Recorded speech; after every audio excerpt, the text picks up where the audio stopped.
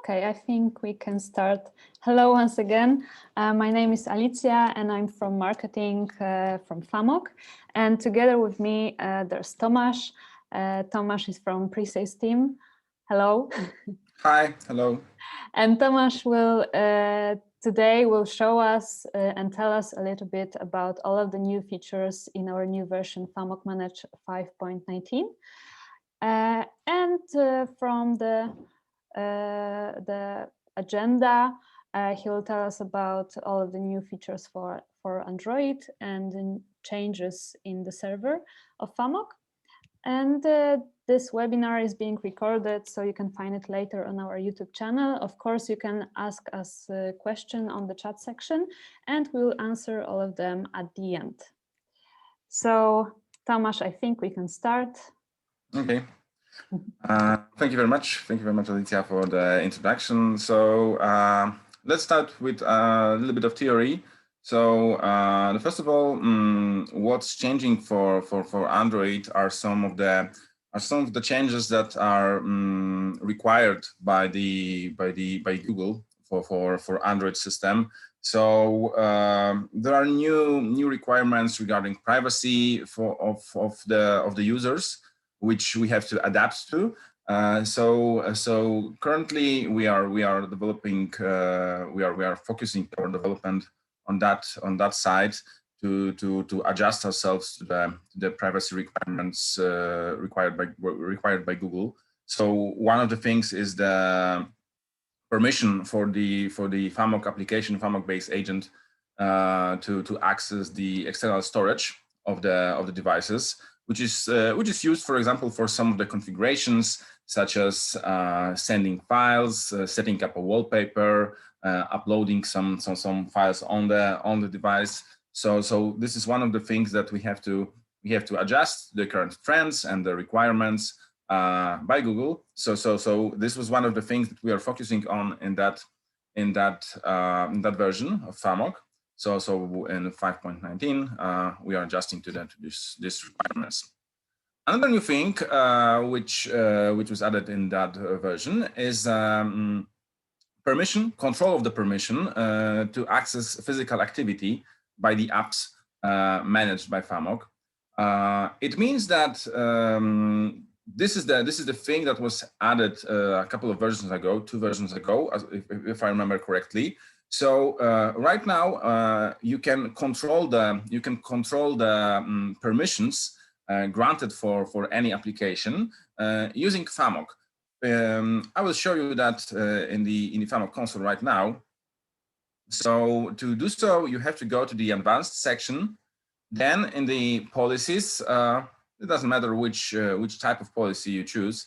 You can choose fully managed policy and then add or edit a policy. And then in the security options section and the applications policy, there is a section called device owner application permissions exceptions. And if you add application here, you have to provide the package name. So it can be any package name and any application. And then you can set the permissions. So the end user does not have to set it manually. So, for example, here, this is the thing that was added in that version, which is physical activity. So the access of the application for step counter or the other physical measures of the applications.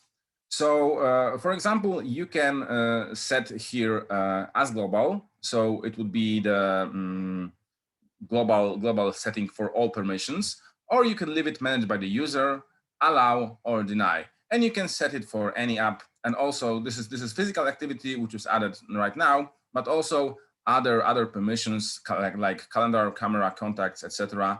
can be also managed here. So once the application is installed and opened on the device, the end user does not have to grant any permissions. You can grant them automatically from here. So this is one thing. Let's go to the next feature. So the next feature is quite simple. Right now, there is a possibility to configure more than one APN access point on the device. So you can create many configurations and send them on the device. But the one thing you have to remember is to set default access point. One of the configurations has to be set as a default configuration. Just here in the parameters of the configuration, select yes, and this access point will be used as default for the browser and for the internet connection. So, so this is another new thing. Going forward, next new thing which might be very useful, and it already been on in FAMOC, but it has been only in fully managed policies. So right now in WPC BYOD policies, there is a possibility to use a factory reset protection. So just to be clear, factory reset protection is a feature made by Google for Android, and it means that once the device was wiped and bring back to factory settings, it can be unlocked again, and the system can be rebooted using only the account that was previously logged on that device. So right now, using factory reset protection, only the account that was previously logged will be able to unlock the device. So using that setting, I will show you this right now in the policy. So let's go here. We are in the policies, but let's go to the BYOD WPC template. So I will try to show you a new template. So here in the security options, there is a new option called factory reset protection, and we can disable it. We can remove FRP after device wipe, which means that the settings will be removed from the device, and any account will be able to unlock the device. But also, you can create a list of accounts which will be able to unlock the devices with this policy. So you have to add a Google ID here, Google user ID, which can be read on the developers page of Android. There is a guide how to access that Google ID. There is a guide on our support page, so you can read it there, how to access that ID. And then you can provide a list of IDs, and those IDs would be able, those accounts would be able to unlock the device once it has been restored to the factory settings. So let's go next. The next feature is also quite important and quite interesting. So right now you can access the refresh button in the IT control view in the Android-based agent. So this can be useful in a couple of situations, couple of cases. So for example, if the device is running in a kiosk mode, or the device has a PIN code which was forgotten, there is a possibility to access something called recovery mode. Just to restore the device to the previous settings, for example, and get access to the device again. So to do so, you have to plug in and plug out the charger 5 times to the device, just in the charger socket.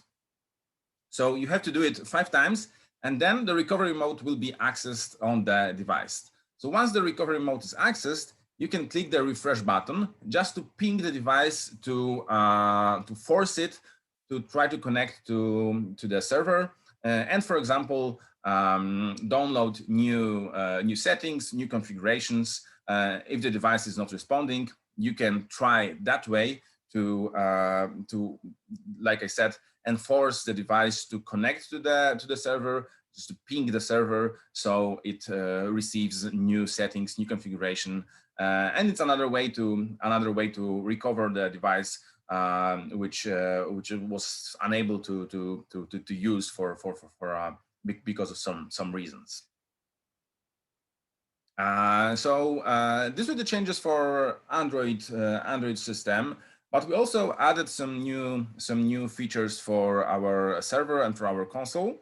First of them is a really huge change, because we reorganized the applications tab layout. So right now you will see the application tab quite differently and similar to the configurations tab, which was added 2 versions ago. So to see how it looks like right now, let's go to the applications tab, and here on the list we can see how it looks right now. So right now I have set this tab to a grid view, so I see all the applications installed on added to FAMOC.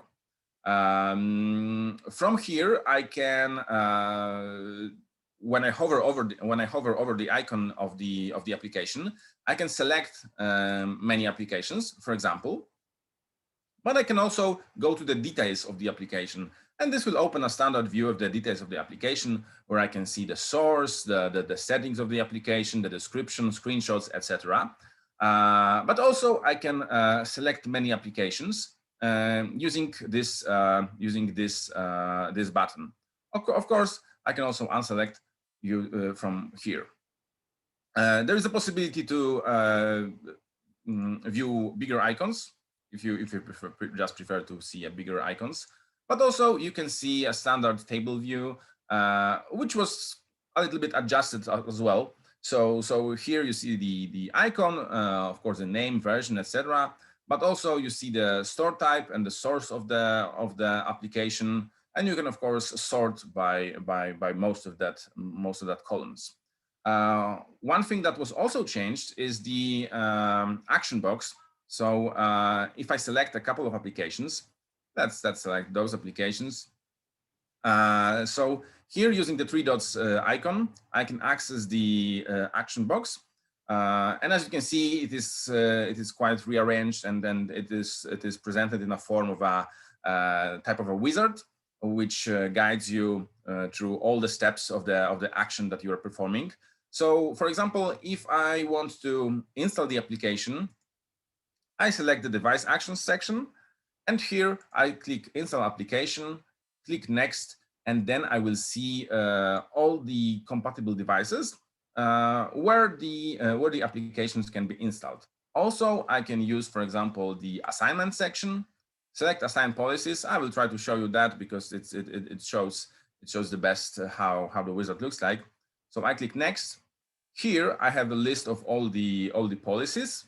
So I can select a couple of them, and then clicking next, I will go through every step of that operation. So in the end, I will see the summary, what's going to happen, and I can be sure what I've done and what I've changed, and I will see the summary of all the changes that have been made. So in my opinion, it's very convenient right now to perform any actions on the applications. So here from this first step, you see like I showed you before, you see the device actions. So for example, installing application or uninstalling applications.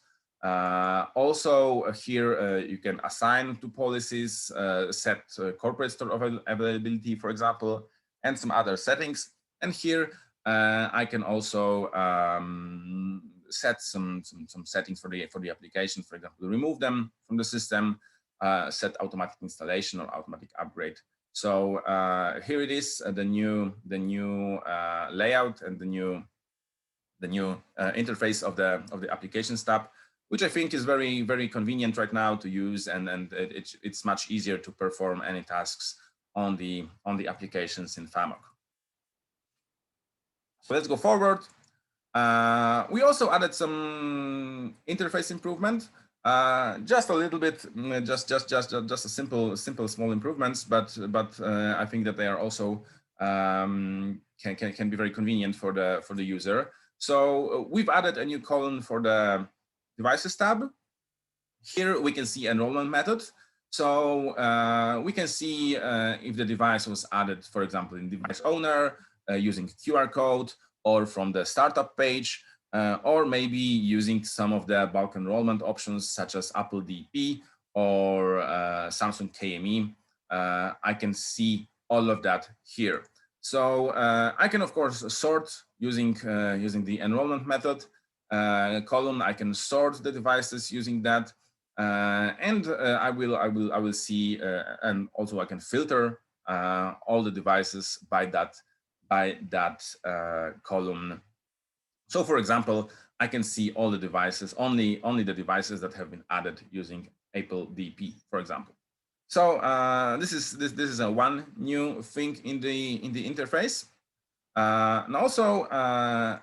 Another new thing was added in the logs tab. So I will show you right now how it looks in the system, because right now you can see some additional details about the device in the logs tab. So here I will go to devices and logs once again.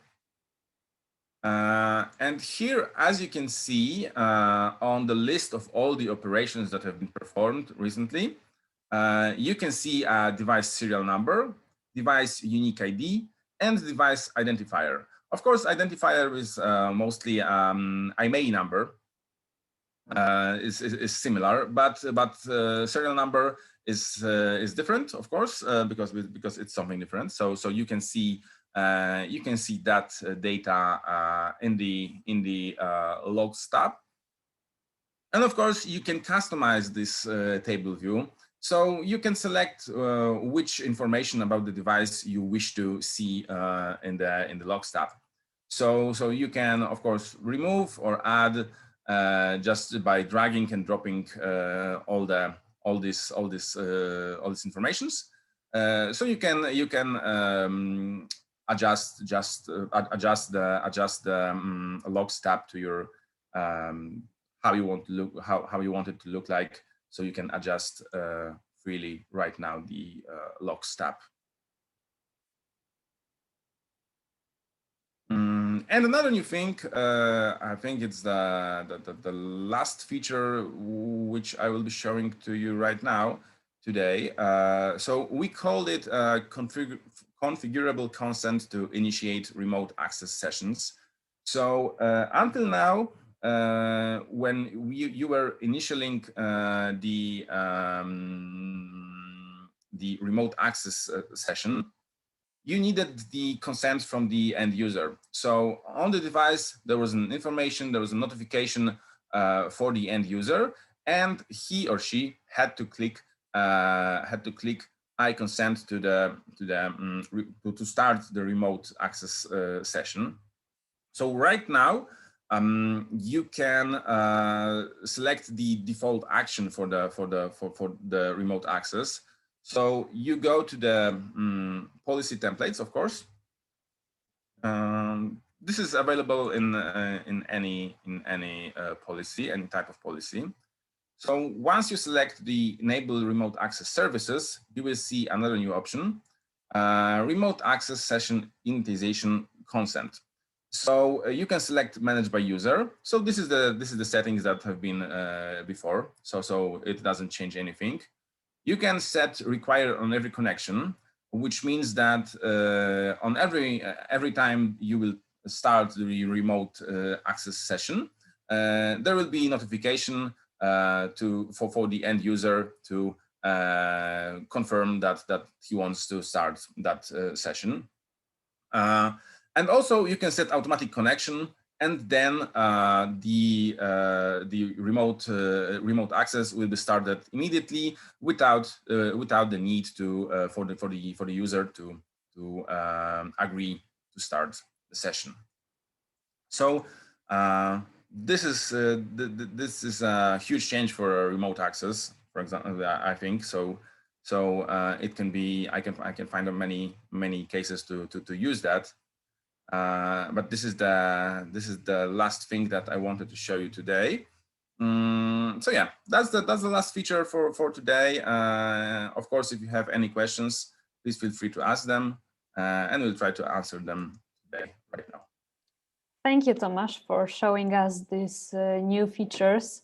I think they are really interesting, and we hope and we believe that you will find these features useful in your companies. I can't see any questions, but I think we'll give you some more time to ask us anything. Of course, you can always write us an email. You can write an email to Tomasz or to pre-sales team or to marketing team. Feel free to ask us anything.